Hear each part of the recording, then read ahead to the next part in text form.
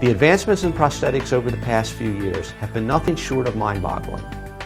While a lot of the focus has been put on the warfighter to replace limbs that were lost in combat, we can't lose sight of others who can also benefit from this technology.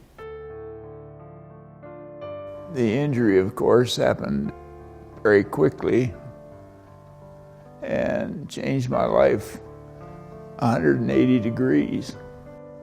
One night while driving home, retired Dr. Thomas Wachtel was in a car accident that left him paralyzed from the neck down. Even though we've been in healthcare, I really knew little to nothing about taking care of a quadriplegic. All of the health issues, the responsibilities, is suddenly he's totally dependent upon all of us. Even though Tom did not lose a limb, there are ways these new prosthetics and robotics can help him. As an engineers and scientists, we get very focused on the technology and what the technology can do. But really the important thing is, what can it do for someone like Tom? There are handicaps along the way. Some I've overcome to some extent, and some I haven't. Certain things are just a major challenge for me. Things like eating breakfast.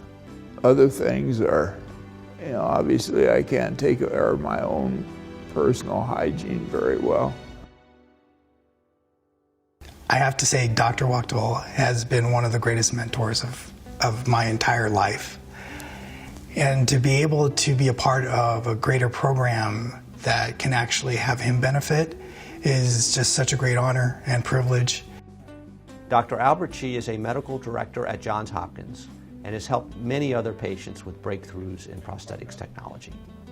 Our goal really is to have this technology controlled with intuitive thought. Other studies have looked at very invasive means, even implants within the brain. This particular project is geared at completely non-invasive means, not only non-invasive, but intuitive strategies as well. By using eye control and computer vision, Dr. Wachtel could literally interact with objects just by looking at it. We could have pre-programmed motions. By giving a signal, such as a simple hand contraction, he could literally interact with a cup, select the grass to interact with the cup, and then bring it to his mouth and take a drink. The idea here is really to be able to capture what's in the mind that will allow somebody to interact with their environment that goes well beyond whatever disability they have. Because the problem that somebody that has an amputation or a spinal cord injury isn't that they can't think about moving an arm anymore, it's just they physically can't do it. There are a number of things that we think the technology can do. For example, being able to even help around the house, be able to go into the kitchen to get a beer or to get a snack. Those things that we all do and take for granted, which Tom would like to be able to do for himself. I don't know if I would stay with me sometimes, and this would certainly give her more independence to do things that she wants and needs to do.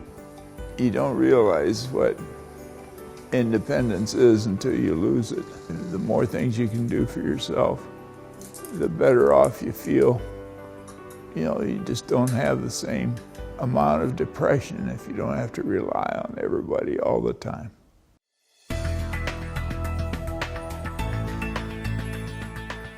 Harmony Robotics wants to restore some of that lost independence to so many people just like Tom, struggling with life-changing disabilities.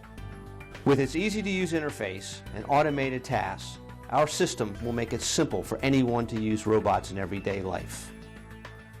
And it starts with your support. We're looking to raise $60,000 to assemble a robot for Tom and Carolyn to use and show everyone what this amazing technology can do.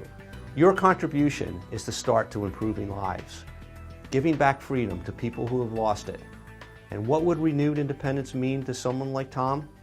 Just ask his wife, Carolyn. Oh, jeez. I'm sorry. Don't ask that question. I can't tell you how great it would be for him to be able to live his life.